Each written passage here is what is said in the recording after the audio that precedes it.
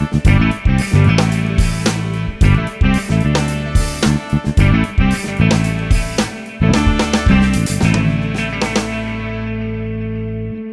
pri ďalšej časti nášho podcastu Intolerant rozhovory o živote.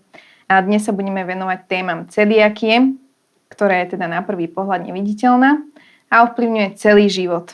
Obmedzeniami v strave a v podstate na celý život. Našou dnešnou hostkou je milá, veľmi usmievavá, dobrá žienka Adrika Kemka. Adri, vítaj. Ďakujem, Vítaj ahojte. u nás. Ďakujem. Dúfam, že si mala dobrú cestu. Áno, pomerne rýchlu, áno, slnečnú. Áno. Preslo už bol. Už sme si povedali všetko možné, už by sme vlastne natočili jeden alebo aj dva podcasty kľudne s týmito našimi rozhovormi. Ja sa ťa budem aj tak pýtať tie veci znova, mnohokrát určite. Ale skús sa nám teda predstaviť, aj keď síce ťa mnohí poznajú určite, a všetci určite. No tak toto si ale nemyslím, v tomto som taká skromná. Ako by si sa ty predstavila, kto je Adri?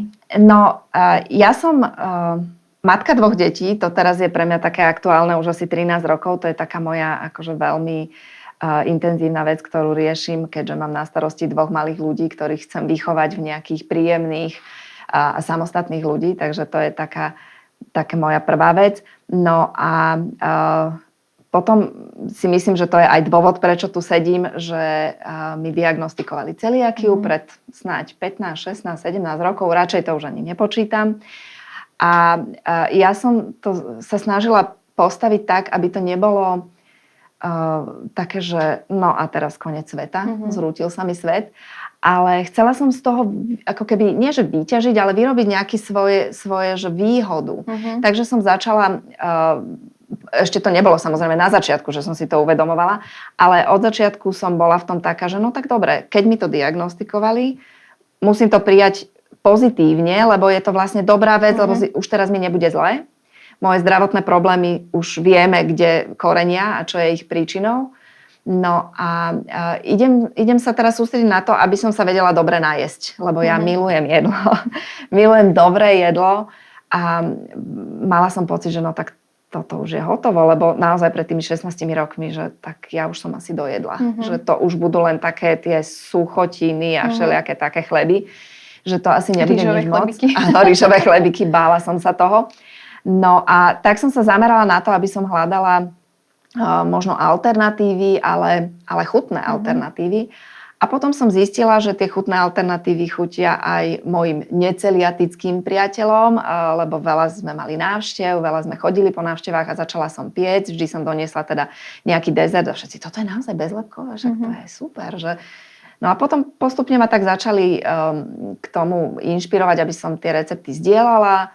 A až nakoniec toho vyšlo, že som vydala nie jednu, ale už aj 2 knihy. Teraz v decembri mi vyšla 2. kniha s receptami, ktoré ale sú nie len pre celiatikov alebo ľudí, ktorí musia vynechať lepok, ale snažím sa tam robiť všetky recepty, sú teda, nie že snažím sa, ale aj som ich urobila bez bieleho cukru, čiže s nejakými inými. Áno, pre teba to sa veľmi teším. Takže s rôznymi inými náhradami bieleho cukru.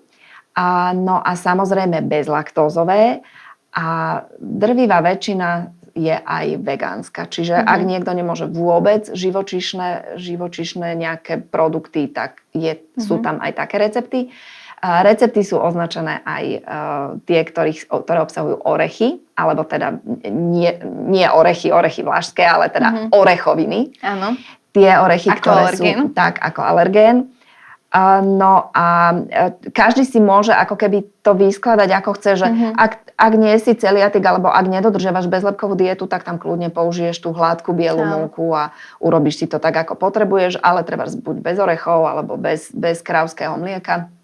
Čiže snažila som sa to, aby to bolo také široko dostupné a široko použiteľné. Tie recepty, ale aj chutné a hlavne jednoduché, lebo ako hovorím tým, že mám doma 2 chlapcov malých. Treba ich zaujať chuťou. Presne. Deti sú najväčší kritik. To áno. To vždycky teda hovorí aj môj muž, že ako náhle deti niečo schvália, tak je to dobré, že toto je fajn, že deti schválili. Takže to je vlastne, a teda ak sa mám ešte nejako definovať, tak aby to nebolo, že mám sama tie deti, tak môj manžel Juraj, toho asi ľudia skôr poznajú, ale som rada, že aj vďaka mojim aktivitám, že to nie je, že som manželkou Juraja Kemku, ale že už mám aj nejaký ten svoj svet, aj svoj život a Juraj to má tiež veľmi rád, že nechce, aby som bola v jeho tieni, ale že aby som si robila svoje veci, aby som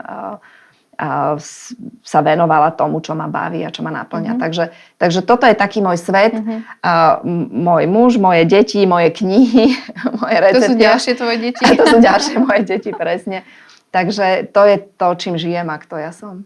Ja si myslím, že vás všetci tak vnímajú tak veľmi pozitívne, aj celú rodinku, ale aj vás ako manželov, lebo ako aj ja to tak vnímam, že vy ste taký strašne milý párik, taký ikonický, až by som povedala, také, že človek, keď sa na vás pozrie, tak úplne sa usmieva a ani nevie, že kde, ako.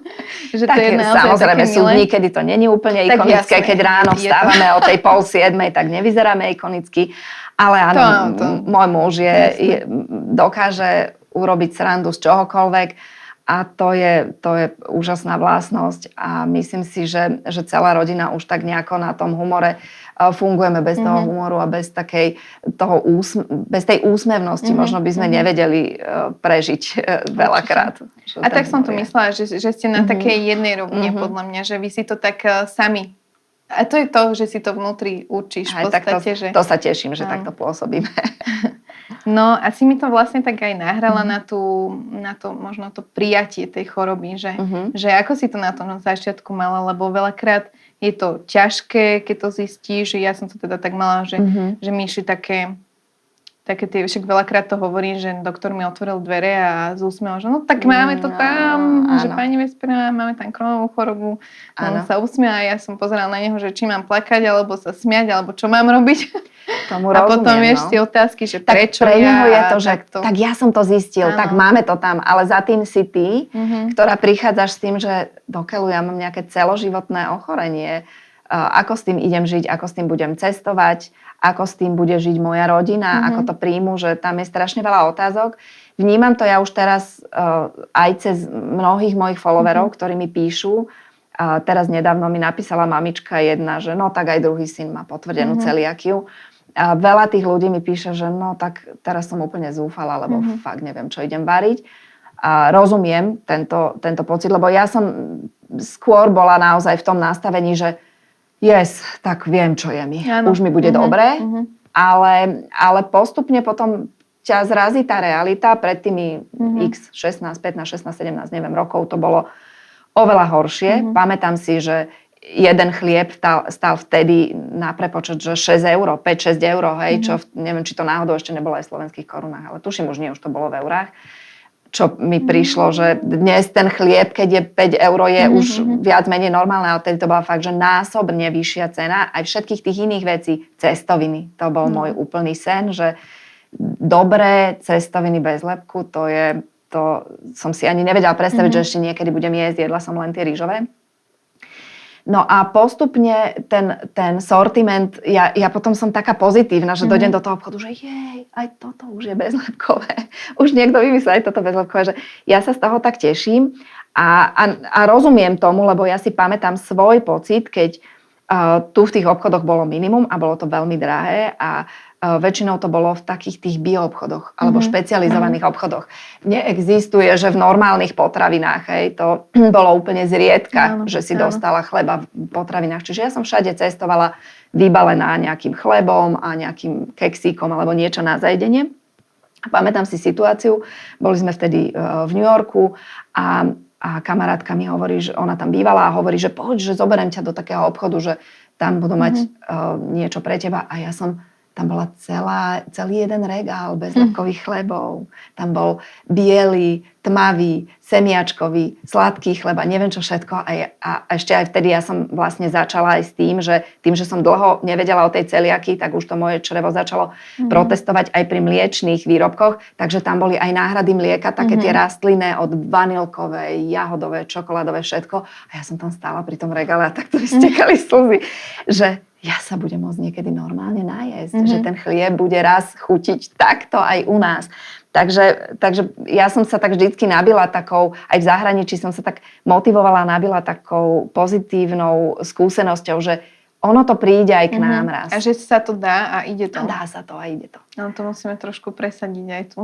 Áno, je to dlhá cesta, ale ja naozaj chcem všetkých upokojiť, že ten zvyk je železná košela. Vy si zvyknete na to, že si čítate, že si nosíte okuliare do potravín, že si čítate tie malé písmenká. Ale musím povedať, že už to bude jednoduchšie, keď sa dá ten skener na našej stránke, ktorý je a tam vlastne aj mne to je lepšie a tiež nevidím dobre ani s okuliarmi. Na tie maličinké písmenka a už to teda celé vyhodí. Toto sa veľmi teším, lebo to sú strašne dôležité veci pre ľudí, ktorí majú akúkoľvek alergiu na čokoľvek, majú akúkoľvek intoleranciu a chcú žiť normálny život, lebo my chceme cestovať, my chceme chodiť na návštevy. Ja si pamätám tie začiatky, keď všetci boli úplne zúfali, že čo ti máme uvariť, teraz mi volali a toto môžeš, kde to mám kúpiť, niečo, čo môžem pre teba. Čiže naozaj tá cesta možno zo začiatku vyzerá komplikovane, ale stále je to lepšie a lepšie a vďaka Bohu aj za legislatívu Európskej únie, ktorá prikazuje tie alergény označovať. Čiže vy viete aj v tej reštaurácii veľmi ľahko už nájsť. Ja si pamätám, že vtedy ešte Juraj hrával, myslím si, že to bola partička a cestovali po Slovensku. A ja som s nimi išla, lebo to bolo tak v rámci letných prázdnin a išli sme sa nájsť do nejakého motorestu. A ja, že no, tak majú tu risotto, to by som si mohla dať. A ona, že nie, tam dávame múku. A ja, že do risota múku, no tak super. Takže vlastne už dneska aj tá poučenosť, aj tí kuchári jednak, že varia inak, aj tá vedomosť tých ľudí v tých reštauráciách je, že povieš, že bezlepkové, že vie, čo to je, lebo veľakrát, ešte aj dnes sa mi to občas stane. Naozaj sa to stáva, áno, čo s týmto sa stretávame. Čo teda vám môžeme dať, no. Áno, že alebo vieš, že chceš niečo vymeniť, že viete, že nemáte nič takého, že čo by sme si mohli dať, že tak prosím vás, že niekedy sa až akože dáš k tým hranolkám, hej, že a dobre, ešte, ale tak zase, už nič tam nemáš. Hranolky, ale tiež celiatici, kde sa to robí v akom oleji, takže zase len máš to ďalšie obmedzenie a oni ti nevedia povedať, že aha, tak ja dokonca niektoré, myslím, že sú, nechcem to akože úplne že menovať, ale myslím, že sme niekde čítali, že ich akoby robia zo zmesi. Takže a tom veľa ľudí nevie a potom rozmýšľa nad tým, aj keď to možno nemá nejaké prejavy tráviace, lebo však tá celiakia má rôzne prejavy a nemusia byť úplne, že toho tráviaceho charakteru, tak sa im to môže zobraziť napríklad aj na tých krvných testoch, keď idú na kontrolu, že fú, ale však dávam si pozor a je to tak tam. Toto je taká presne, že môže to znieť trošku tak otravne pre ten personál, že čo zase táto otravuje, jasné, však čo tam môže byť, je to bezlepkové, tu máte hranolky, veď zemiak je bezlepkový, ale skutočne ten personál a tí ľudia v tej kuchyni naozaj by mali dbať na to, že ak to nie je označené ako bezlepkové v rámci toho, čo kupujem na tom trebárs obale, tak by som to nemal deklarovať ako bezlepkové. Ak to nepripravujem na separátnej doske, pánvici, v separátnom oleji, vlastne všetko musí byť iba, tak to je problém. A ja som našťastie, alebo neviem, či to je šťastie v nešťastie, či to je dobré vlastne, že som nemám nejaké symptómy, ale poznám ľudí, ktorí majú akútny symptóm, že on zje, hoci je to len nejaká cross-kontaminácia. Pre niektorých ľudí to znie, ježiš, čo už len zase vymýšľaš, hej, že však veď to urobím a upečiem, ale nemám tú separátnu dosku. Už tá môže byť pre niektorých ľudí problém. Ja nemám také akutné symptómy, našťastie, ale zase druhá vec je, že naozaj sa mi môže stať, že sa kontaminujem a neviem o tom úplne a potom tie zdravotné problémy sa ukážu s odstupom času. Čiže sa to vlastne tak nabalí akoby. Sa to nabalí, tak áno, niekedy to je dobré, že nemám hneď akutnú reakciu, ale mám vlastne takúto situáciu potom. Ale teda naozaj a už pri cestovaní po svete sa mi to veľmi často stáva, že ten personál je tak poučený, že mi povie, my nemáme úplne bezlepkovú kuchyňu, ste s tým OK, že dávame pozor, ale iba vám chcem povedať, že nemáme oddelené od seba. Hej. Čiže možno aj tí ľudia, ktorí v tej gastronomii podnikajú a robia, by sa mali trošku viacej dovzdelať veľakrát. Možno to je aj o tom troška rešpekte a tej tolerancii aj voči ostatným ľuďom. Úplne. Lebo ako, tak nie je to až taká možno zásadná vec ohľadom financií kúpiť si na dvojo veci. Lebo tak aj môj brat, keď zakladal, alebo teda otváral kaviareň, tak automaticky už hneď kupoval na dvojo vlastne riady. Ale keď sa ešte vrátim k tomu, že k tomu prežívaniu na tom začiatku, mala si to tak, že akože ti teda padol kameň zo srdca, keď si zistila, že čo ti je, hej, že... Ale potom tie prvé, ako si aj hovorila, že jednak si bola rada, vieš, čo ti je, a na druhej strane, že niektorí, ale teda aj ja som to tak mala, že som sa zavrela napríklad na čas, hej, že potrebovala som to nejak spracovať sama so sebou, prosto išli tam rôzne otázky. Síce som akože mala razantne, hej, to, že keď mi povedali aj, že sacharózová intolerancia, povedala som si hneď vtedy, jasne, že asi to úplne neodporúčajú odborníci, ale ja som si teda povedala, že končím, lebo kebyže to robím, že dám si o niečo menej, tak nedostanem sa k tomu výsledku, ku ktorému som chcela. A ešte som o tom nevedela, že sa k nemu chcem dostať. Ale mala som to obdobie také, že som sa vlastne zavrela naozaj, že nechcela som nikam chodiť, lebo to bolo, že aj sme sa vychystali, hej, že ideme a zrazu zase to prišlo a úplne, že zle a koniec, hej, že tak sme sa vrátili. Alebo som išla, to bolo naozaj zlé obdobie, si na to spomínam, že chceli sme ísť na prechádzku a teraz vyšli sme len ulicu a že ja musím ísť domov proste. Vieš, že úplne krče, zlé a tak. A hovorím, že tak choďte sami proste. A strašne ma to bolelo, vieš, že mal niečo cez rok vtedy, rok a pol, dajme tomu, v tom období, alebo skoro 2 roky. Toto, že už to bolo tak, že ja neviem, že na jar, že sme chodili von. Že toto ako si prežívala, že bola si s tým v pohode, že hneď si akože nabehla na takú tú cestu, že idem, skúšam, poviem rodine, donesiem si jedlo, alebo čo? Pre mňa ťažké bolo to, že myslieť na to, že si musím stále nosiť jedlo so sebou. To bol taký ťažký začiatok, že robiť si vlastné obedy, lebo ja som taký celkom rýchlo žijúci človek, takže som hladná, tak tu sa idem niečo si tuto zobnem, tu sa najem alebo čo. A zrazu toto sa nedalo. Hej. Dnes už zase sme inde, lebo dnes už to naozaj môže tak byť, ale vtedy to bolo úplne, že no go. A môže byť, že asi zo začiatku, najprv som si vypratala svoju kuchyňu, tam som si urobila taký ako keby, že systém, že tak toto je tá vec, ktorej sa musím vyhnúť, skúšame to nahrádzať týmto. Potom som začala chodiť aj von bez toho, aby som jedla len šaláty, alebo teda najskôr som chodila do reštaurácií a iba šaláty. Potom sme už začali skúšať aj iné, ale tak ako hovorím, že ono to prišlo aj tým časom, možno aj viac cestovaním do zahraničia, kde už v tých reštauráciách to som cítila, že je bezpečné, takže tam som získala takú väčšiu istotu možno.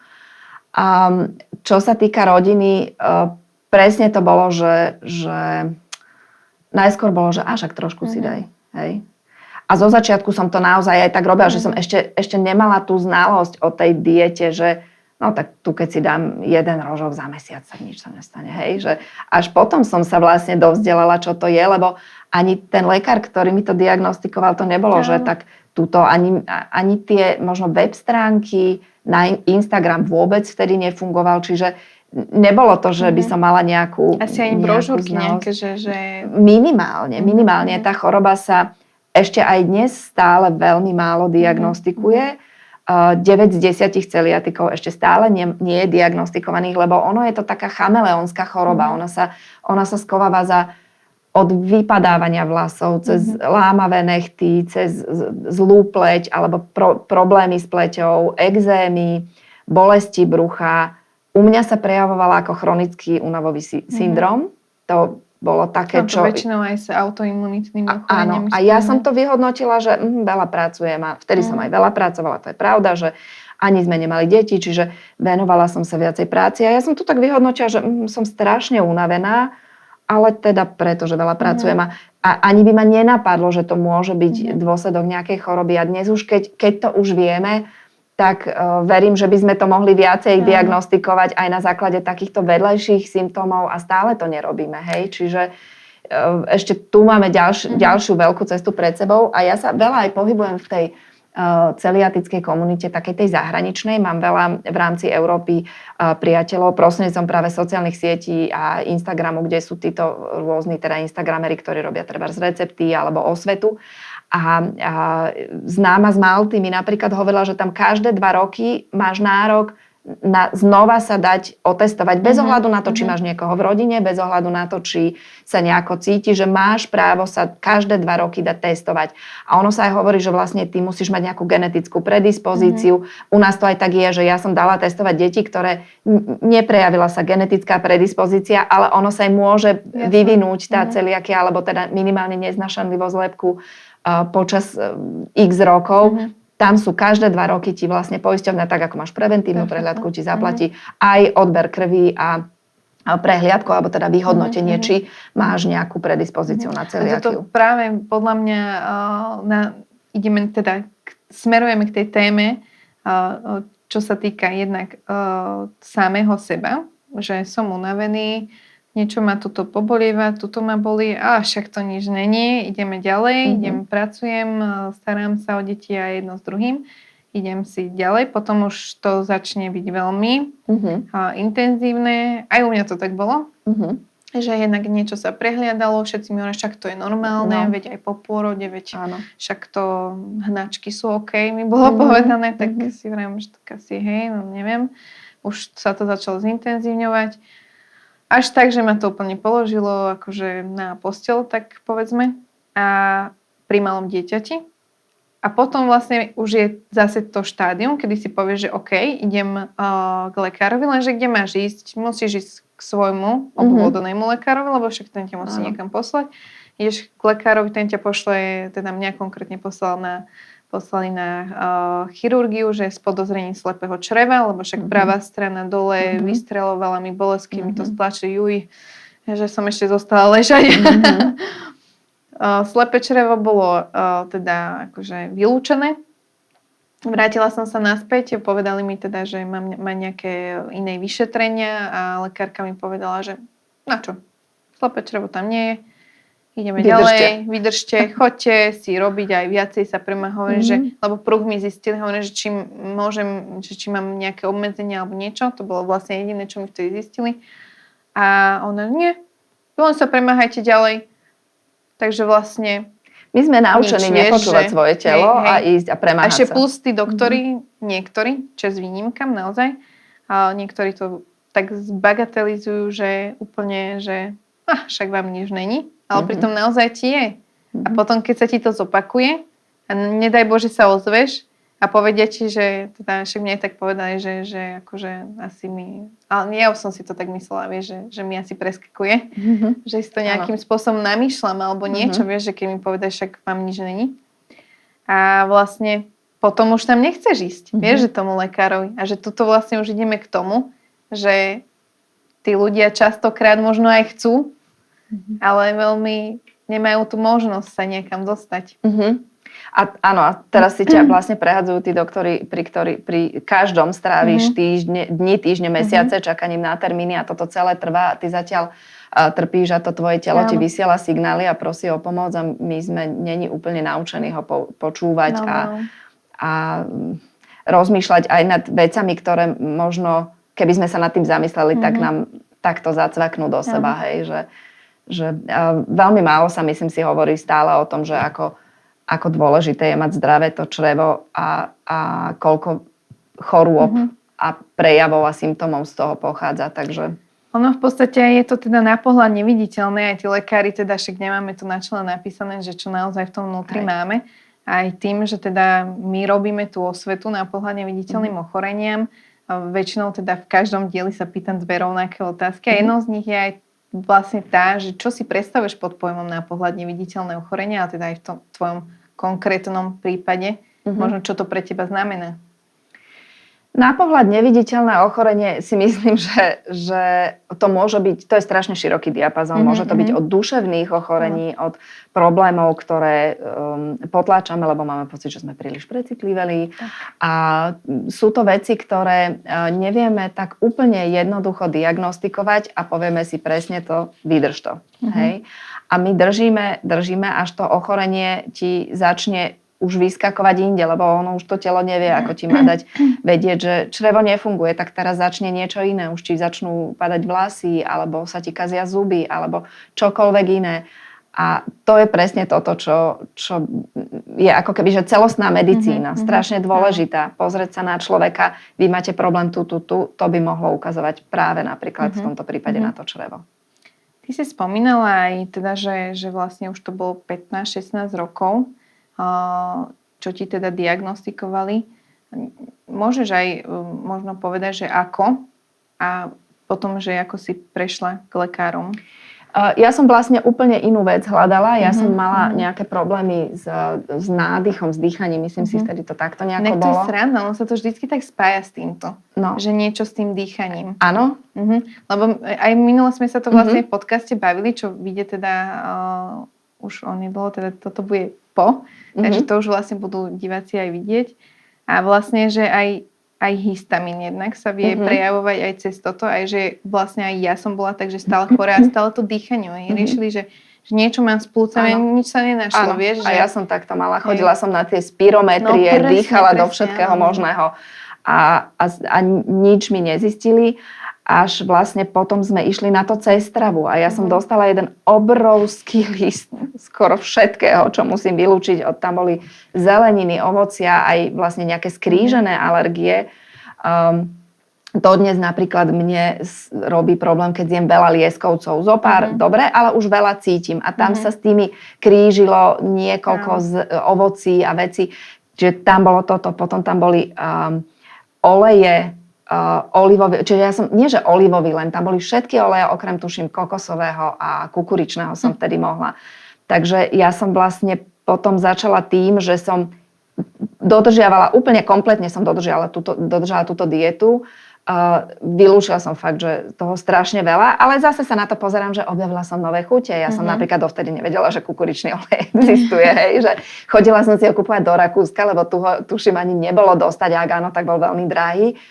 A takže som išla s kukuričným olejom, fľašou kukuričného oleja, som prišla do reštaurácie a povedala som, vtedy ešte tam vlastne paradoxne, tam nebol lepok napríklad. Čiže ja som hovorila, ja by som si dala rezeň, ale musíte mi ho vypražiť v tomto kukuričnom oleji. Tak sa na mňa pozerali, že mi preskakuje, ale spravili to, teda verím tomu, lebo doniesli mi potom už len štvrtinu z tej fľaše, tak možno to niekde vyliali. A tak to v podstate bol obalený, akože v normálnej struhánke. Áno, lebo vtedy mi vlastne ako keby ešte nebolo jasné, že lepok je problém. Vtedy som vylúčovala iné veci. Až po možno nejakom pol roku bádania a skúšania a kombinovania som zistila, že mi tam zostal ten lepok aj na genetickej úrovni. Aj som vlastne už potom prešla všetkými tými gastroskopiami a u gastroenterológa som vlastne prešla kompletnou diagnostikou a tam mi vlastne zostala už iba táto vec. Zo začiatku ešte aj to krávské mlieko, čo aj dodnes veľmi rada vynechám a nahradím kozím a ovčím. A to bola alergia alebo intolerancia na laktózu? To bola alergia, lebo aj kazeín mi robil zle, takže kompletne som mlieko vylúčila. Potom som už postupne začala doplňať, že aspoň teda bezlaktózové, lebo keď som piekla a varila, tak mi chýbala tá konzistencia toho, napríklad smotaná, šláčka, ale zase človek objavil skvelé alternatívy. Dnes už, aj keď si to krávské mlieko dám, ja už dnes celú rodinu dotujem mandlovou smotanou, ktorá je podľa mňa úplne že úžasná vec. My som Mariana dorazila. Áno, u vás zase mandle sú zakázané, takže toto je trošku iné. No, ale to sú presne, že tá vec, ktorú som objavila, už mi v kuchyni zostala, že ja už do privárkov používam iba túto mandlovú smotanu, lebo je ľahšia, lebo ako tá krávska, to si dáš a tu to cítiš, že jedol som perkel a teraz si idem láhnuť na 2 hodiny na gauč a rozdýchať to. Ale táto mandlová rastlina je zdravšia. Myslím si, že aj ovsená smotana je určite ľahšia a príjemnejšia, len ju neviem ochutnať, lebo nikdy ju nerobia z bezlepkového ovseného základu. Tak. No, čiže ja som našla strašne veľa alternatív, ktoré dodnes mi zostali Aj keď už teda niektoré veci som potom naspäť do jedálnička zaradila, bola tam aj soja, čo je teda veľký alergén. Na ňu má veľa ľudí alergiu, ja ju preto minimálne v kuchyni používam, mne nevadí, ale teda aj keď som knihu písala, tak v žiadnom recepte som nepoužila nič sojové. Čiže naučila som sa s tým nejako fungovať a hľadať si tie alternatívy a upraviť si to celé podľa toho. A teraz som už aj zabudla, čo bol základ otázky. Inak aj ja. To sú najlepšie rozhovory. Ale vlastne ma to napadlo ešte cez to, že jak si spomínala ten kokosový olej. Ale chcela som naznačiť na tie orechy. Že veľa ľudí si vlastne zamieňa aj v tých alergénoch, že dávajú aj, myslím, že aj v cukrárniach to tak býva, že keď je niečo kokosové, tak to dajú do alergénu, ale v podstate nie je alergén. Aj keď niektorých som sa stretla, že hovorí, že mám alergiu na kokos, ale podľa mňa to je niečo také, že skrížené niečo s tým niekde ďako. Môže byť. Že ja som sa skôr stretla s takým, že mám alergiu na kokos a keď som sa hlbšie pýtala, čo to je, tak to je taká, že bože, na to som alergický, to mi leze na nervy, že nemám to rád, tak už poviem, že som alergický. Tak toto nie. Tak je to možné, že aj takto to môže byť ono. Že nechutí mi kokos, to je trošku iný level. Ale áno, kvôli knihe som si to presne študovala, že aby som tam dala tie alergény, ktoré tam majú byť, lebo mám aj veľa kokosových receptov. Zopár receptov je takých, kde používam kokosovú múku. Veľmi z nej nepečiem, lebo z nej sa ťažko pečie, ale treba dám na také dochutenie, že 1-2 lyžičky, alebo tak v niektorých receptoch to tak mám, ale kokos strúhaný ako taký je tam vo viacerých receptoch, v oboch knihách, čiže dávala som si na to pozor, aby to nebolo vyhodnocované ako alergén zo skupiny orechy. Orechy a arašidy, myslím, tak sa nejak volá tá skupina, neviem už presne, ako to je. Ono aj tá kokosová múka, neviem teda, že či každá, ale je taká, že tiež nerada z toho robím. Ona je hrubá, niečo ako ale aj tá chuť je taká, hrubá. Že taká, ten zákusok alebo koláč z toho je taký iný naozaj. Že taká drsná. Také, že nie každý to úplne podľa mňa zje toto, ale tak je super, že aj tie iné alternatívy. Zase aj rýžová múka, tá je taká sypka zase. Áno. Takže je to také naozaj, že... Aj to pečenie je potom taká výzva celkom. Ty si aj hovorila, že si vtedy asi úplne neuvedomila, že ti to nejak tak zásadne zmení život, keď si sa to dozvedela, teda, že máš tú celiakiu. Možno kedy prišiel ten taký impuls, že si uvedomila, že tak toto bude na celý život, že zásadne ma to ovplyvní a chcem možno nejak tak ja to okolie keď som si to uvedomila, že to bude na celý život, tak som si povedala, že stále lepšie, lebo sú iné horšie veci, ktoré môžu byť na celý život. Napríklad, keď sa niečo pracovať? Áno, viem s tým pracovať. Napríklad, keby som sa zle vydala, tak to mám tiež na celý život. To bolo by to hrozné. A toto je oveľa lepšie. Ale to sa ti nestalo. A to sa mi nestalo. Áno, takže keby som si mala vybrať z týchto dvoch vecí, tak si vyberám celiakiu. Ja som tak, akože u nás doma to tak nejak prijali, teda vtedy vlastne bol ešte len Juraj, ešte sme nemali deti. On bol tomu absolútne otvorený. Len Juraj, že len jedno dieťa som mala vtedy. Len jedno dieťa. A on bol tomu otvorený vždy. Niektorí muži sú takí, že a tie klobásy a toto mäso a ja to musím mať.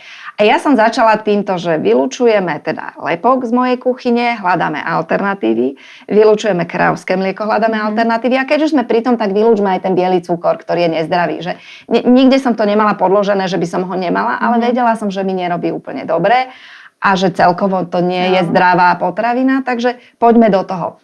A on si to veľmi chválil, lebo napríklad hovoril, že majú také celkom preňho fyzicky náročné predstavenie, na koho to slovo padne, s ktorým ešte dodnes, to je ich vlastne absolventské predstavenie, dodnes s ním cestujú po Slovensku, čiže hrajú, 30 rokov ho hrajú, a veľmi úspešná vec. A tam on má taký celkom ako nálož fyzickú. A on hovoril, že ja zrazu som si na konci toho predstavenia, kde vždycky dýcham, som spotený, akože mám čo robiť so sebou, som si uvedomil, že ja by som kľudne odohral ešte jedno, že zrazu tá strava, keď sme úplne ju zmenili aj viac na rastlinnú, aj na zdravšie alternatívy, že mu prišla, že mu dodáva energiu. Takže to ma tak akože nakoplo, to ma veľmi potešilo.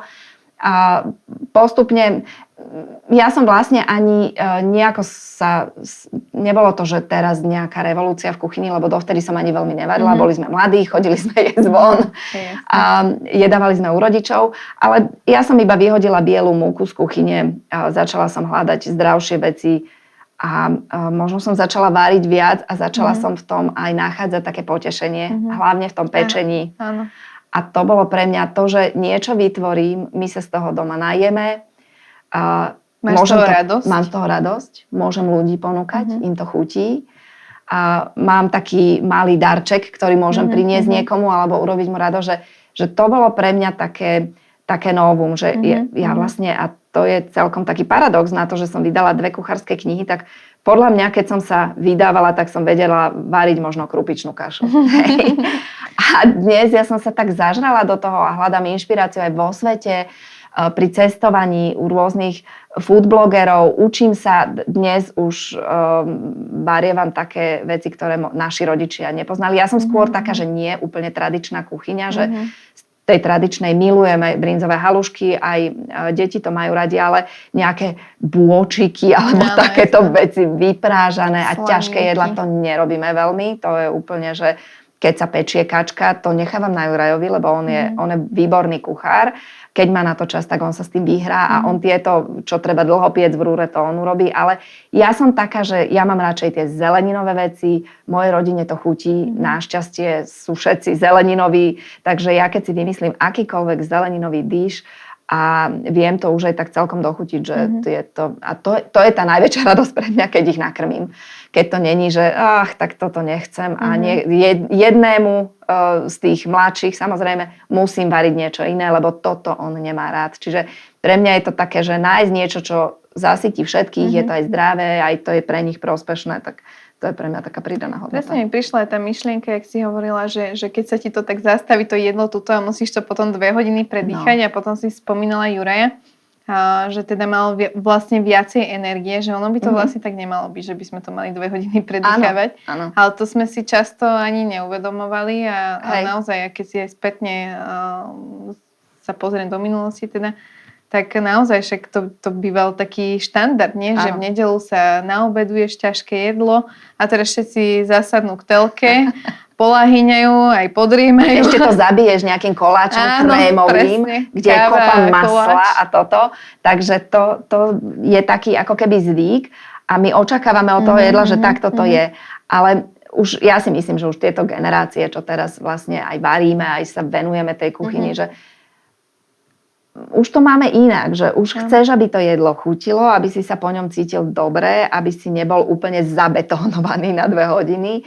A možno aj tie iné chute sa nám otvárajú a ja to vidím aj na generácii našich rodičov, že napríklad ja robím tekvicové koláčiky, ktoré moje deti milujú. Ale ja nehovorím mojej mame, že ten koláč je z tekvice. Hej, ona ho zje, som sa naučila, povie, že to je dobrý a potom poviem, že je z tekvice. Presne, že nepoviem ani, že tam nie je cukor alebo niečo, že však normálny koláč alebo niečo dajú si a že a čo to je? A že no však skúste si tipnúť, že neviem, dokonca bezlepkový, to mi tiež tak prišla myšlenka, že keď bola takáto situácia a že a s čím? A však sladký, toto. A už neviem, či sme robili, tuším, z batatov alebo niečo také. A nejaký sirup alebo ďatle sme dali, nepamätám si už teraz, aby som neklamala. A že čo, však je úplne sladké, toto, však tak nie je tam žiadny cukor. A to sú tie nádherné veci, ktoré vieš v tomto celom objaviť, lebo ty môžeš do koláča, ja mám, v každej knihe som si dovolila jeden úlet. V prvej knihe mám pašternákový perník, ktorý je úplne podľa mňa fantastický a ja rada tie recepty si testujem na iných, takže ja napečiem a niekam donesiem. A tí ľudia, no to je fantastické, z čoho to je. A fakt z pašternáku, čo máš pocit, že to je tak do polievky. A v druhej knihe som dávala, že karfiolové donaty. Obidve tieto uletenosti a sladké, áno? Sladké. Wow. Obidve tieto uletenosti som dala na titulku, to sú tie koláče, ktoré sú na titulke kníh, ale ináč sú tam áno, ale inak sú tam klasiky, alebo teda také veci, ktoré by ťa neprekvapili, ak teda varíš z tekvice alebo pečieš cuketa, tekvica, to sú také veci, ktoré sa bežne z tých zelenín používajú, ale necítiš to ani v jednom z tých koláčov, ani ten karfiol podľa mňa doplní sa jablkovým pyré a ty dostaneš do detí zeleninu, pokiaľ máš deti, ktoré treba tú zeleninu vyslovene, že odmietajú. A vieš to do nich dostať. Áno, dostaneš to do nich a im to chutí. Áno. A ja to testujem, samozrejme, testované na deťoch. Takže to by mala byť taká pečiatka, vieš, že testované na deťoch. Toto si tuším dám ako trademark, že testované na deťoch.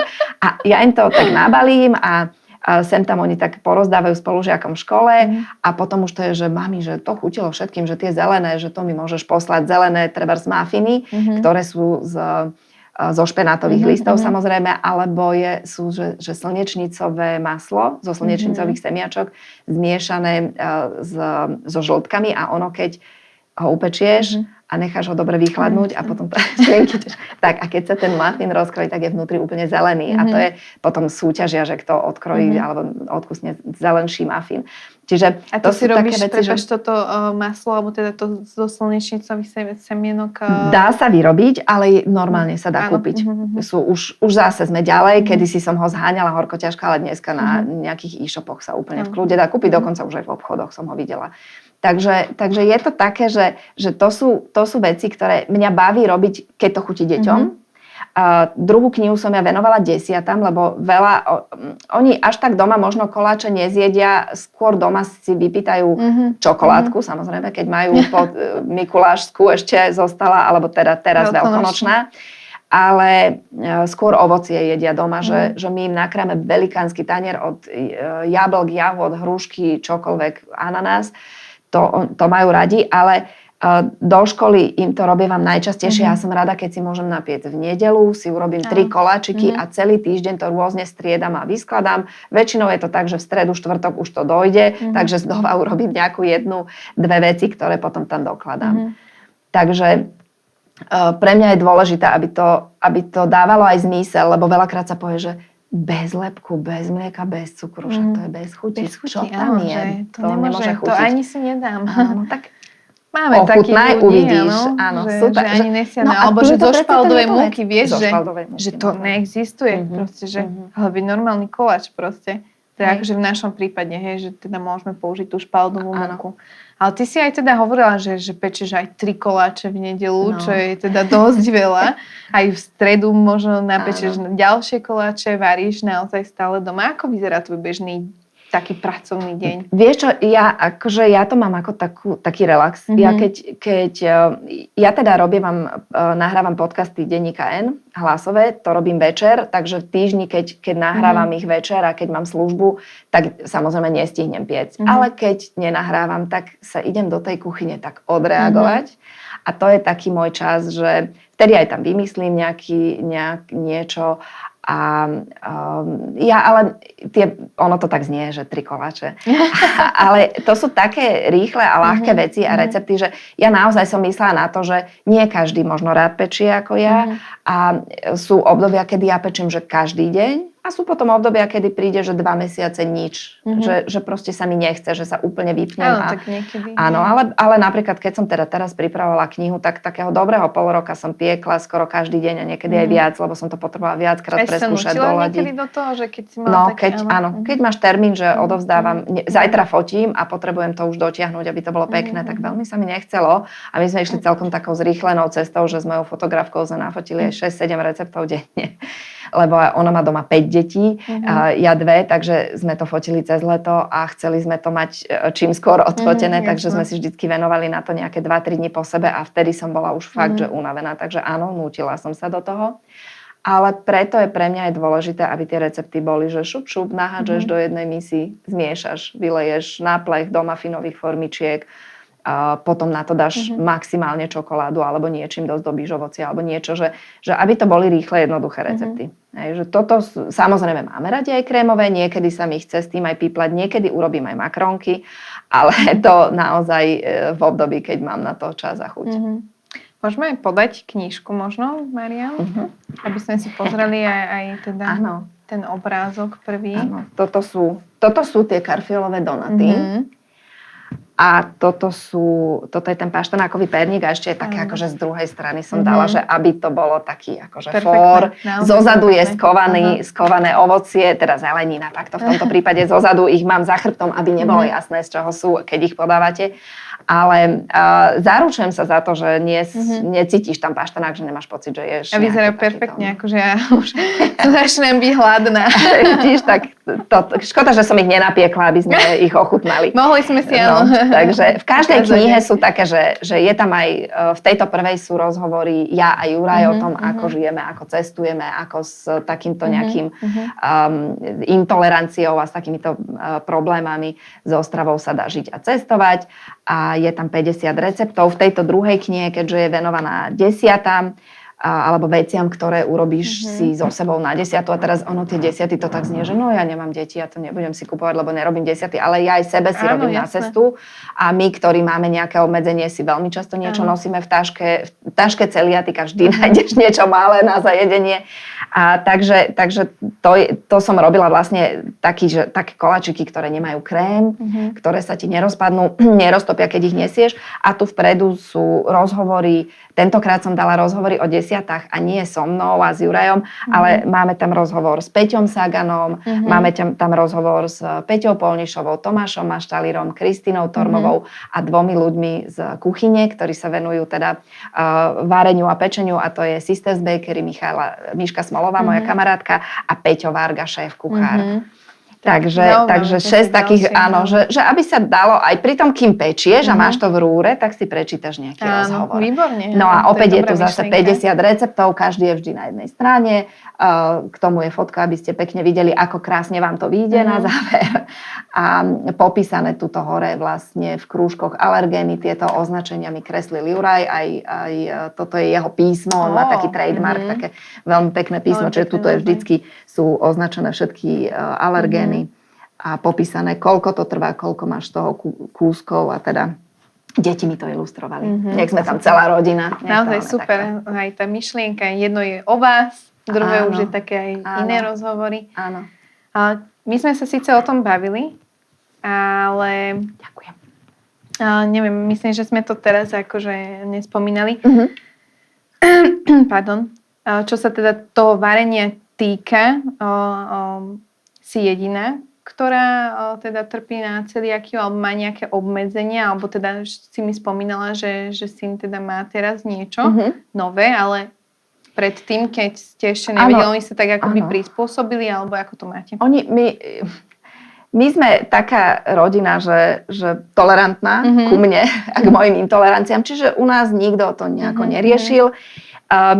Ja robím vždy bezlepkové, že málo rozmýšľam, že či niekedy, áno, mám jedno hotové cesto, ktoré obsahuje lepok, z ktorého im robím croissanty. Čiže to je hotové, nakrájam, keď potrebujem, aby rýchlo, keď nie sú do školy, alebo chcú oni na raňajky rýchle croissanty, tak z toho im urobím. To je hotové cesto, ktoré bohužiaľ ešte nie je v bezlepkovej verzii a už veľmi na to čakám, kedy bude takéto plundrové cesto aj dobré, že croissantové, také dobré. A tak vieš, aj bez cukru to vymysleť, a myslím sa bez masla inak, lebo aj Marian potom nemôže. A keby to bolo, že hotové, že kúpiš v obchode a nemusíš to vyrábať ideálne. No tak toto je asi jediná vec, ktorú im takto robím.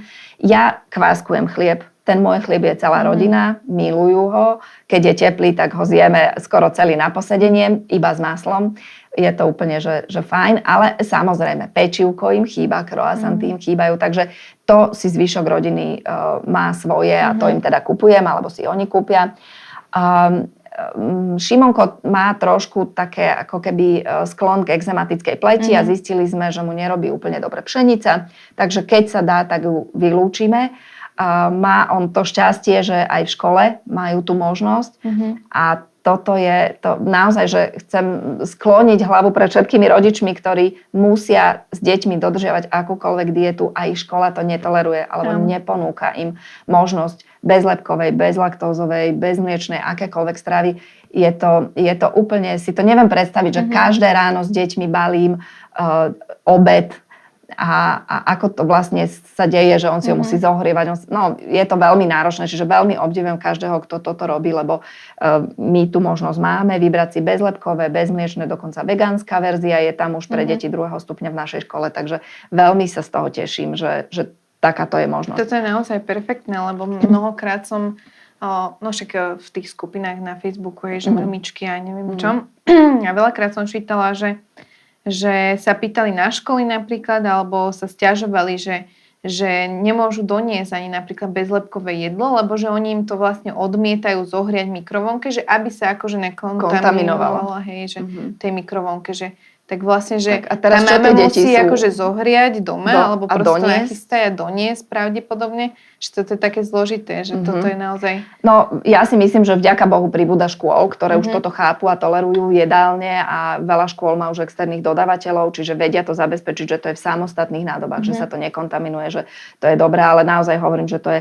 veľmi, veľmi ťažké pre takých rodičov a úplne obdivujem mami, lebo viem, zažívala som to aj v škôlke, že chodili deti s obedárikmi si do školy, lebo každé ráno a ešte tie mami vlastne, aby tie deti sa necítili odstrčené, tak si vždy pozreli, čo je na menu v škôlke a varili to isté len v nejakej verzii bez niečoho, čo to dieťa to tak v podstate robíme, lebo sa snažíme teda tiež áno, aby necítil sa iný. Takže na jednej strane si hovoríme, že je to super aj pre nás, že si navaríme, donútime sa k tomu mať to jedlo, že robíme teda pre celú rodinu. Ale niekedy ozaj je to fakt, že odlišku. To máš môj obdiv veľký. Ale ešte obidvaja. K tomuto, áno, tak obidvaja máte môj obdiv. Tak. Ešte k tomu je taká jedna vec, že veľa ľudí ti povie, že počkaj, ale ty varíš bezlepkovo pre deti, ktoré nie sú bezlepkové. Áno, toto som tiež chcela takto načať. A ono je tam taká vec, že samozrejme teraz Šimon teda vynecháva tú pšenicu, on lepok má v žitnom, ražnom chlebe, ktorý mu kupujem, čiže on ten lepok dostane, alebo v tých croissantoch, keď sa teda utrhne a dá si raz za čas tie lepkové croissanty, ale teda dokiaľ bol na 2. stupni, mali plne lepkovú stravu v škole, v škôlke, v reštauráciách, kdekoľvek ten lepok oni dostávali, majú svoj chlieb, keď ja treba zrovna nepečiem, tak si dávajú ten, alebo teda žemličky a croissanty, to sú tie veci, ktoré im chutia lepkové a keď sme na návšteve, takisto ja mám veľakrát, že úžasní naši priatelia rôzni urobia mne môj teda dish, ktorý je bez všetkých alergénov a oni majú klasiku. Čiže oni s tým lepkom do kontaktu dojdú, ja som im ho nevysadila, len doma máme dietu, ktorá vyhovuje mne a nekontaminuje moju kuchyňu a neohrozuje ma. Mám svoju krajaciu dosku na chlieb, oni majú svoju krajaciu dosku na svoj lepkový chlieb, tam to vlastne si podávajú alebo teda servírujú na tom. Čiže pre mňa je veľmi dôležité mať tú domácnosť čo najmenej možností kontaminácie. Ja mám svoj toaster, mám svoj, ak robím sendviče, tak mám taký zapekač na sendviče svoj. A deti a vôbec, akože teda moja celá rodina, samozrejme Juraj je v tomto úplne že dôsledný, že keď sme v reštaurácii, tak on sa viac pýta za mňa, lebo ja niekedy už sa tak cítim, že bože, už otravujem, tak on sa spýta, je to určite bezlepkové a on dáva pozor. A deti takisto sú hrozne zlaté a sú na toto naučené, že mami, počkaj, zisti, či to je bezlepkové.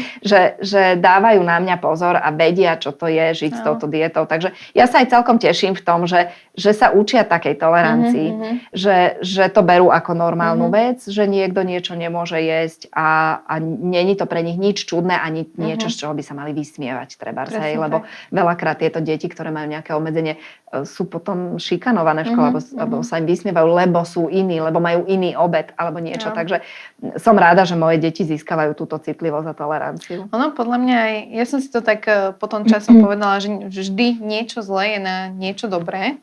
Lebo vlastne aj tie deti naozaj, že vyrastajú s nami v tom niečom a oni naozaj nasávajú strašne veľa, tak aj nasávajú to zlé o nás veľakrát.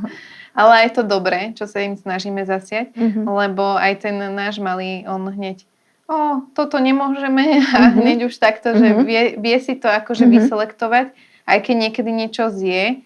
Akože áno, že vnútorne má to také nahnevanie, že on, že bolí ma brúško, že ale tak zistujem, snažím sa pátrať, že čo si teda jedol a prídem k tomu, že škôlke nejaké dieťa malo niečo, čo mu dalo, alebo že dojedol po niekom, zistím, alebo niečo také. Že Mateo, tak proste ty nemôžeš dojesť po niekom, vieš, že takéto nemusí to byť, lebo sledujeme teraz naozaj aj, mám troška podozrenie ten lepok, kto vie, že ako to úplne je, sledujem. akože možno, že budeme musieť tiež vyradiť, ale... Veľmi je to ťažké pri takých malých deťoch, pokiaľ to okolie a kolektív to A tak sú to nechápe. maličké deti zase. Áno, pri tých úplne maličkých deťoch a ešte obzvlášť, ak treba aj pedagógovia alebo tí, ktorí ich majú na starosti, dospelí to nepríjmajú. Staré mamy. Hej, áno. Často, ja som sa veľmi často stretávala s tým, že mne niekto tak povedal, že kúsok si daj. Hej, že ľudia možno ešte nemajú úplnú vedomosť v tom, že toto podľa mňa je ten problém úplne, že z každej oblasti takéto intolerancie alebo choroby, že tak ešte si trochu daj, veď to ti neuškodí, ale netušia absolútne, aký to má dopad. Áno. A v podstate teda stretávaš sa ešte aj v tomto období už teraz v tejto dobe s tým, že to zvládne už nie. Už nie, zo začiatku to tak bolo a priznám sa, že aj ja som veľa chybila, lebo ja som nemala tú informáciu, že nemôžem úplne a že keď si tak akože trošku raz doprajem jeden taký rožok alebo tú pizzu raz za pol roka, že však môžem, hej, tak nemôžem a vtedy som to ešte nevedela. A pred tými 17 x rokmi. Stále to tak hovorím, že neviem. Ani bezlepková verzia pizze, že? Nebývala. Dokonca aj tie cestoviny, to bola hrôza, že skúsila som si to kúpiť a teraz som to varila a to sa úplne rozpadlo. V tom hrnci to bola taká kaša. Bolo to úplne hnusné. A potom ja som si tak hovorila, že moje kamarátky si nosia z dovoleniek kabelky, topánky a ja nosím plný kus cestoviny nosiť. Z Talianska sme nakupovali cestoviny. Z New Yorku som si nosila bezlepkové ovsené vločky. To vtedy tu ešte vôbec nebolo. Ešte si pamätám, že kamaráti, ktorí išli, vždy som im povedala, aspoň kilo mi v tom kufri ušetriť a doneste mi kilo. Že, tak som si to šetrila, že nie každý deň na ráno som si dala. To som si naozaj šetrila. Dnes je to už úplne bežné, aj v bežných potravinách. To je úžasná vec. A pamätám si na dovolenku, myslím, že to bol ostrov Lesbos sme boli. A ja som v takom akože naivnom svete žila, že tak však dobre, idem a zistila som, že tam sa nedá kúpiť v potravinách chlieb, že sme obehali celý ostrov. Vtedy bol Šimonko, mal možno rok, takže to je tak 11, 12 rokov dozadu.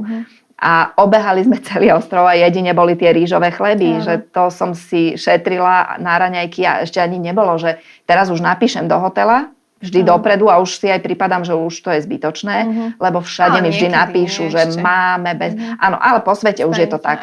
Neviem ako v slovenských hoteloch, ale aj na Slovensku som sa stretla s veľmi pozitívnymi. V Taliansku, keď sme sa pýtali, zrovna keď sme boli, tak nám tak odpísali, že je tam akože na výber. Áno. Že môžeš si vybrať. Akože pre mňa to bolo také komplikovanejšie. Áno, akože tieto verzie, hej. Tá celiakia je už taká, že už ľudia začínajú vedieť, už po svete sú alternatívy, dá sa kúpiť ten balený chleba, čokoľvek, hej, že a už tie alternatívy sú aj chutné. Teraz sme boli v Grécku pred 2 týždňami a teda to Grécko, keď ho spomínam, ten Lesbos, to bol taký zážitok, že som si odtedy povedala a vždy si ten chleba pribalím, hej, že do toho kufra.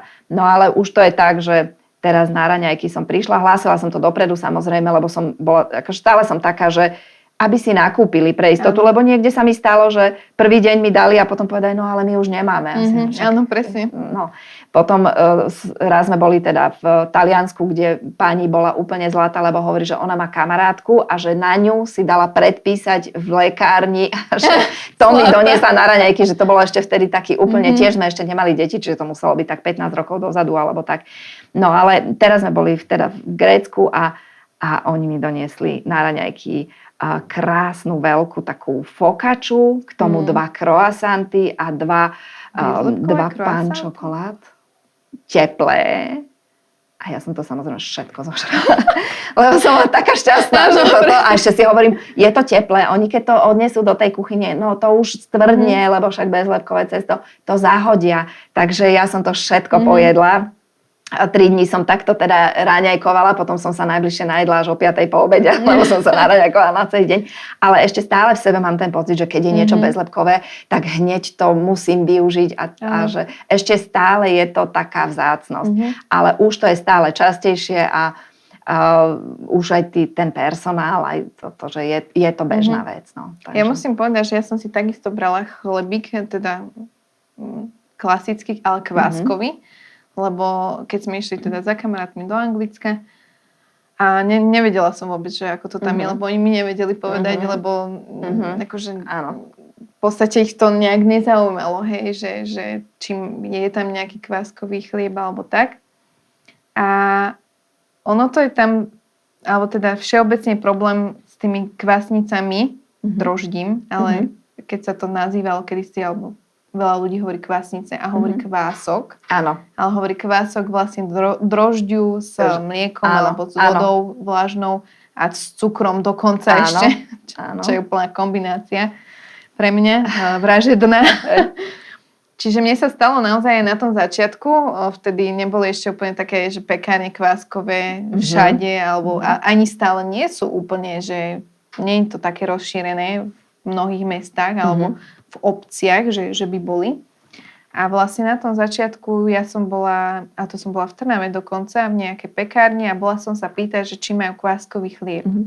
A pani povedala, že áno, tak ja som brala. A ešte si hovorím, nejaký parádny, veľký, za super cenu.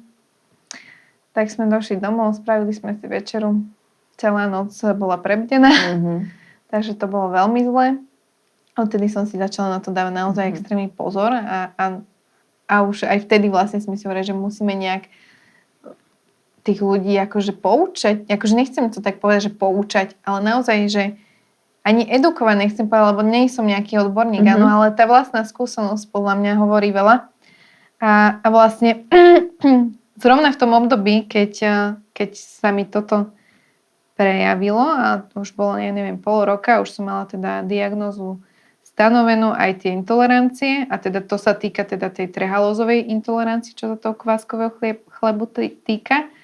A otvorili tu pekáreň s kváskovým chlebíkom.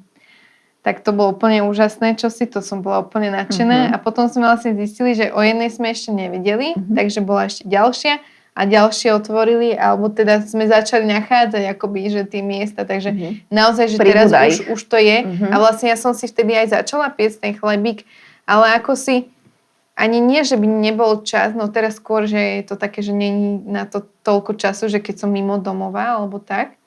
Ale skôr ja som vlastne, sa mi tá choroba, prejavila znova, že znova ma to tak zasiahlo a ja som zostala ležať s horúčkami a tak aj on mi chudák zomrel. Tak ja som bola z toho už taká, že znova trošku, zase, hej, presne. Musíš sa starať. Už sme ho mali nejak pomenovaného a prosto Marian na to teda absolútne nebol. Tak na toto, preto som si aj dávala pozor aj do toho Anglicka, ale musím povedať, že naozaj sme tam našli pekárne s chlebíkom. Áno, si ho doniesla do Anglicka. No, v kufri strašne. A dole? Alebo si ho mala so sebou na palubu? Dole. Lebo už som nad tým rozmýšľala, nikdy som si so sebou nebrala kvások, vždy ho umiestním u nejakého suseda alebo člena rodiny, ale ako ktorý sa stará. Chlebík som si dala, nie že kvások. Kvások. Hej, lebo ja si tak akože rozmýšľam, že či by som si ho zobrala so sebou, či na palube, keby som prešla kontrolou, že či mi ho nevyhodia, alebo dole, keď ho dám, tak tam ho možno, tam je zima, že či tam zase nezmrzne. Hej, no, takže vždycky nad tým váham a umiestňujem ho rôzne, kde sa dá, kto je doma. Do ponožky nejak onej zabalí možno, vieš, teplo. Áno, a pridať mu nejaké tie zohrievacie, také tie... Áno, ale ja mám už tak 9 rokov ten kvások, vydržal mi a teda precestoval rôznych kamarátov. A dostala si, alebo si spravila? Dostala som. Ja som si vždycky spravila možno tým, že som to... Nejak som to nezvládla úplne možno, že ale môže byť, aj neviem, že či ten bezlepkový sa trošku inak správa, ale... Ten mi inak tiež zomrel. Aj ten? Aha, dobre, tak to bude niečo ako s kvetmi, hej. Ja sa o kvety napríklad... Inak, ale to je pravda, naozaj, že vždycky, keď som mala ten taký prepad, akože môj fyzický, že som zostala, akože nezvládala som ani poliať kvety alebo niečo, tak u nás je to tak nejak, že keď to nespravím ja, tak málo kedy sú poliaté kvety, alebo iba tie, ktoré sú pod vedením nášho tatina. Takže to sú dva kvetináče. Takže všetko živé, keď láhne s tebou. Áno, ono presne. Vlastne súciti, lebo aj ten kvások je živý, on súciti s tebou. Áno, presne. Precítil to a že toto už nedávam, že musím ísť aj ja. Ale nie, akože, ale tak sú to bežné veci aj s tým kváskom. Hej, tak ale to cestovanie, ja a vždy to aj na Instagrame zdieľam, keď sme takto v nejakej krajine, že vyzývam tých ľudí, lebo veľakrát mi napíšu, že ja sa tak bojím cestovať, že stále mám pocit, že kde sa ja najem. Ale naozaj za mňa top cestovateľský zatiaľ. Dlho sme neboli v Amerike, to je pravda, že tam som vždy začínala s týmto, my sme chodevali, tak každý rok som si odtiaľ doniesla niečo nové, nové recepty, novú surovinu, ktorá sa začala používať a to potom prišlo postupne sem, tam je, teda ten New York je taký, že to je naša láska a tam je strašne veľa šéf-kuchárov z celého sveta a prinášajú tie najúžasnejšie chute, vône, všetko, čiže tam som sa vždy inšpirovala. Teraz sme veľmi dlho tam neboli aj vďaka korone a tomuto všetkému, čiže dobre, neviem to úplne posúdiť, ale teda poďme na Európu a za mňa cestovateľsky bezpečná pre celiatikov Španielsko je najviac. To je pre mňa, že tam, keby sme sa dostali, je to super.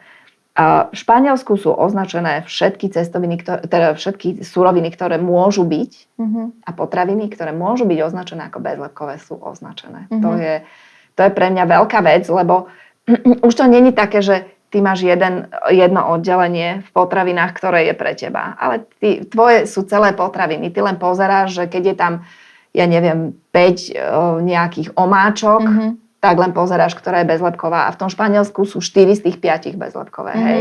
Že mne to skôr príde, ako keby oni už aj zámerne si povedali, a tuto nemusíme ten lepok pchať, tak to urobíme bezlepkové. Hej? Že také klasické zrady sú sojová omáčka, cornflakesy, a iné veci, ktoré sú sladené jačmenným sladom.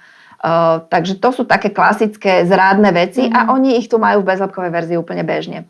A úplne som si to tak uvedomila, že boli sme tam na dovolenke a kamarát robil taký nákup, že urobíme si taký akože nejaký taký brunch alebo piknik alebo niečo a on takto vyťahol z tašky, že toto je bezlepkový chlebík, to som kúpil tebe a toto je bezlepkové niečo, to som kúpil tebe. Dobre, tak teraz som si to tam akože rozložila a oni rozkladali tie veci a ja takto chytám jedna vec, že bezlepkové guacamole. Bezlepkové toto, všetko na tom stole nakoniec bolo bezlepkové a všetko som mohla jesť, hej.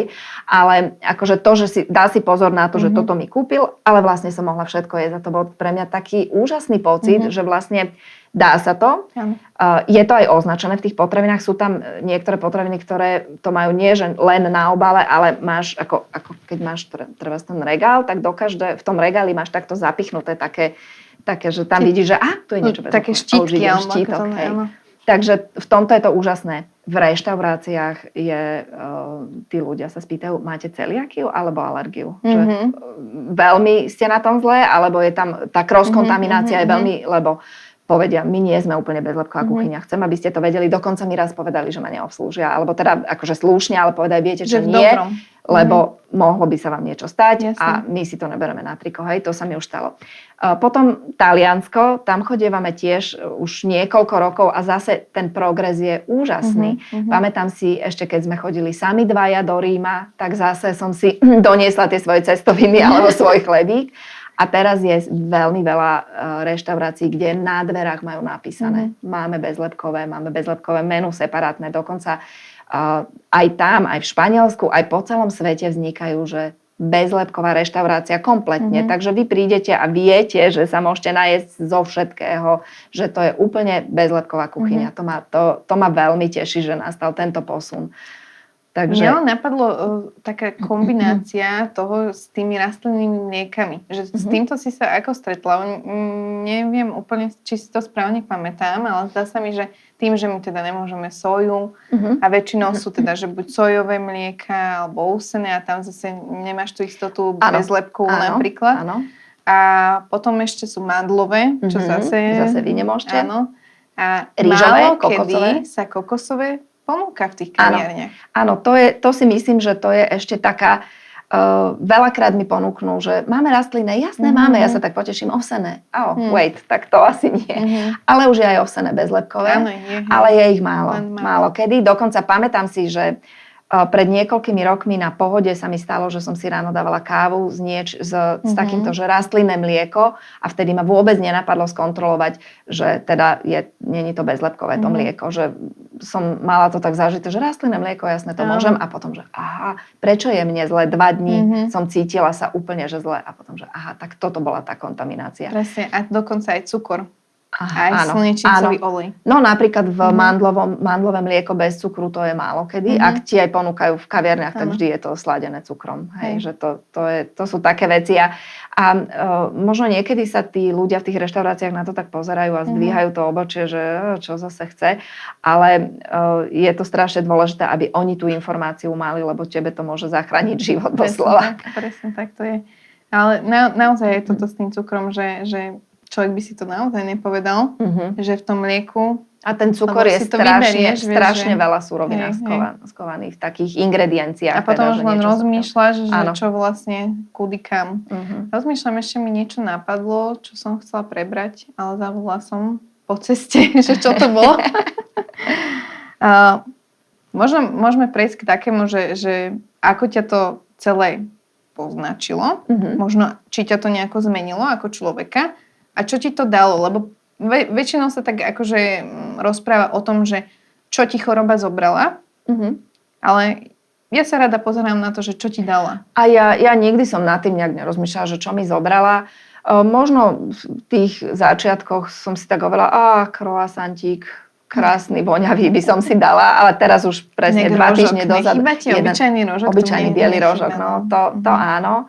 Ale hovorím to, ono to príde. Jedného dňa budú aj biele rožky bez ale akože musím povedať, že my kupujeme kváskové rožky, sem tam, akože nie je to také, jak ten klasický rožok, ale aspoň tam ten tvar a akože nejaký pocit mám, že jem rožok. Áno.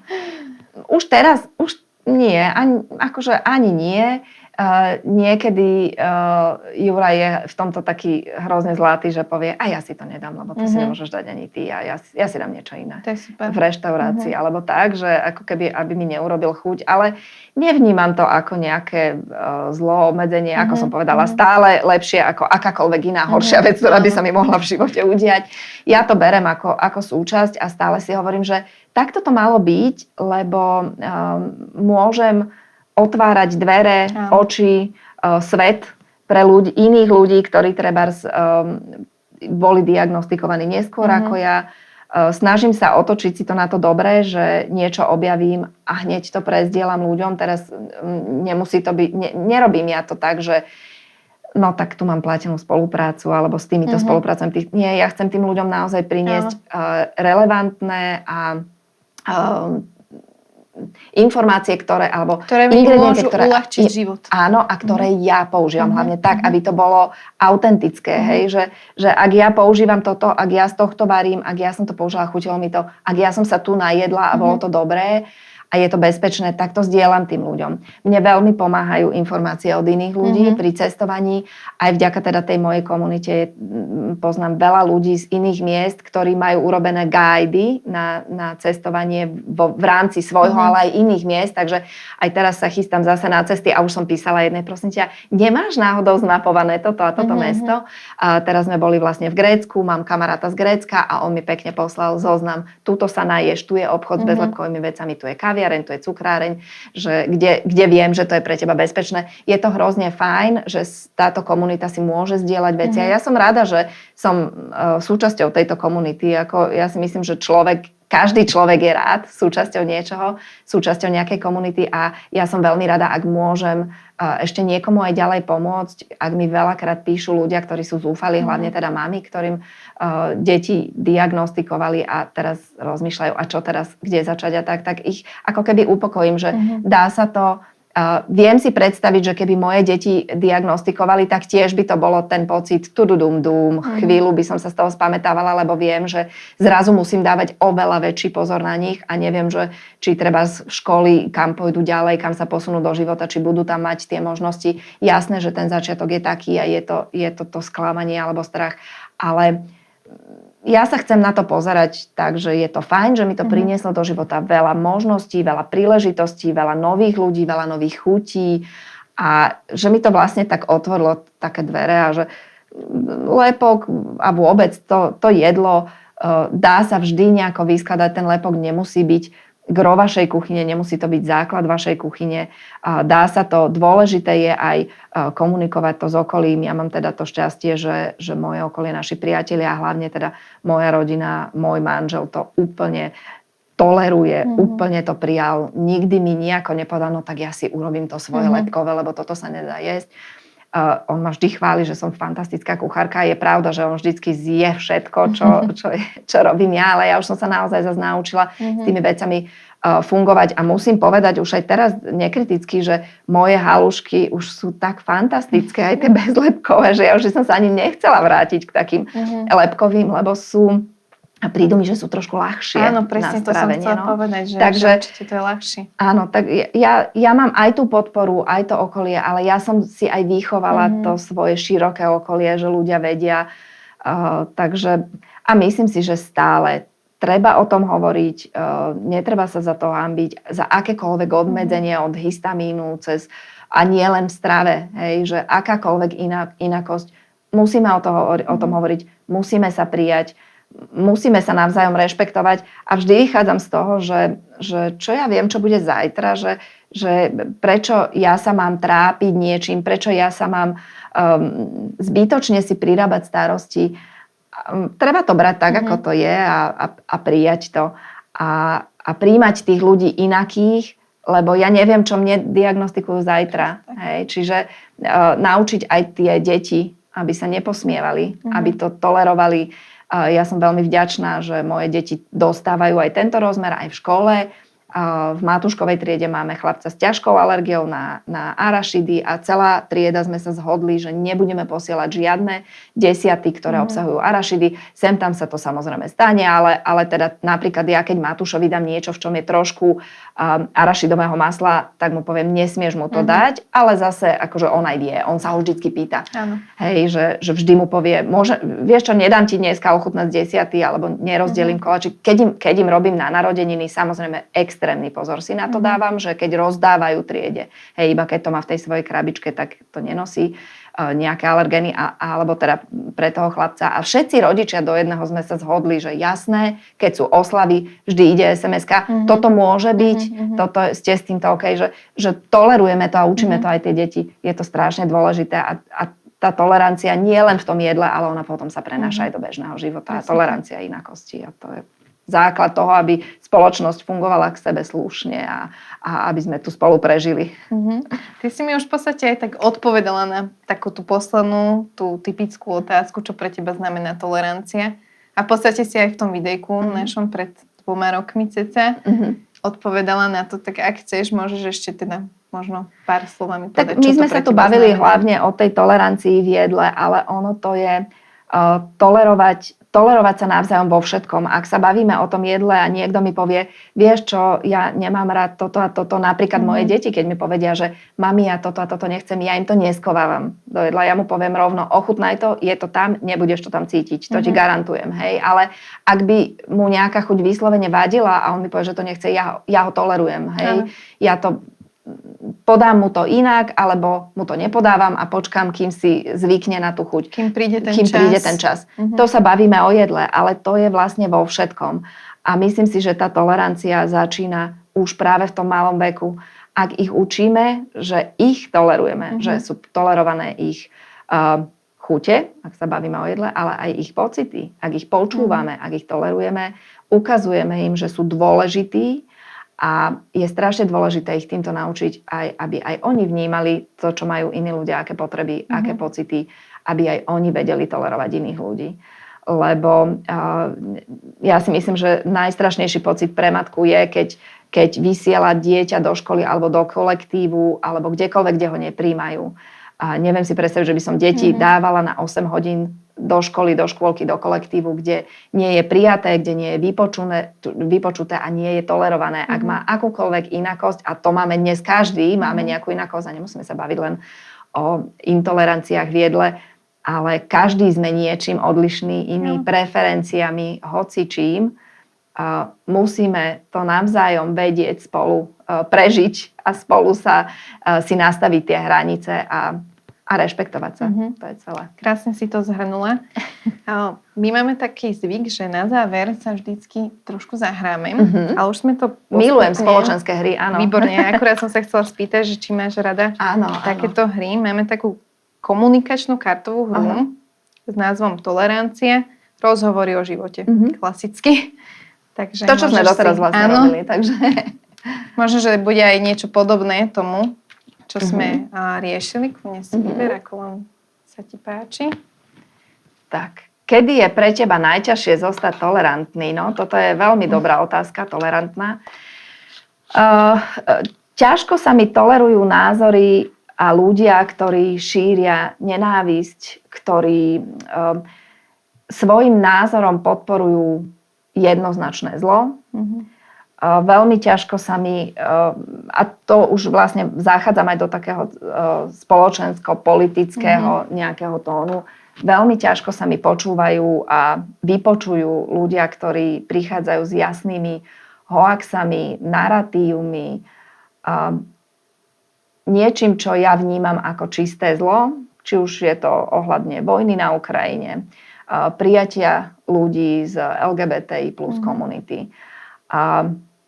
A teraz podľa mňa je aktuálne naše zotrvanie v Európskej únii, lebo ja som úplne hrdá Európanka, ja milujem toto, že sme súčasťou Európy. V podstate aj to, čo si spomínala, to označenie alergénov.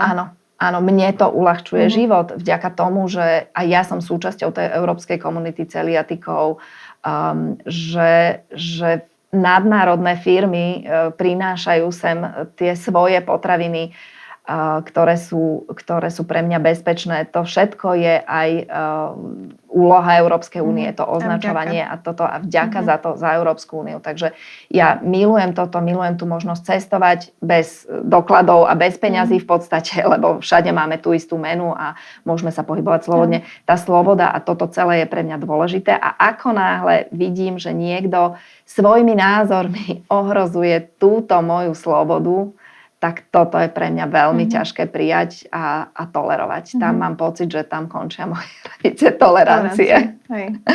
To ja rozumiem. Ďakujem ti krásne za to, že si prišla, za krásny a rozsiahly rozhovor a všetky rady a tvoje postrehy. Tak dúfam, že som neuspala ľudí úplne. Nie, určite nie. Alebo možno sa je to niekedy dobre, že ich uspím do takého príjemného, že sa im bude snívať, že parádny život bez lepku. Môžeme hovoriť, že nemáme úplne nejaký odradzujúci hlas, alebo čo keby zaspali pri tom, ako hovorila mi kamarátka, že počúva že keď uspáva, alebo niečo také, že tak ona počúva. No, tak, že dieťa aj zaspí tiež, tak príjemne ju pošleme do... Pokiaľ nezačne Kupolužina rozprávať, tak toto je. Vtedy to bude fajn. Ale nie, pozdravujem. Čauko. Samozrejme. Ďakujeme aj vám, že ste nás sledovali, že ste boli s nami. Určite neváhajte a pozrite si aj, zakúpte si knižku Adriky, kde sa dá kúpiť. Môžete ju kúpiť vo všetkých knihkupectvách. Dá sa kúpiť v Bratislave priamo v klube Pod lampou a keď mi napíšete cez môj Instagram, tak vám ju pošlem priamo ja odo mňa aj s venovaním, ak by ste chceli. Takže verím, že v nej nájdete nejakú inšpiráciu a budem sa tešiť.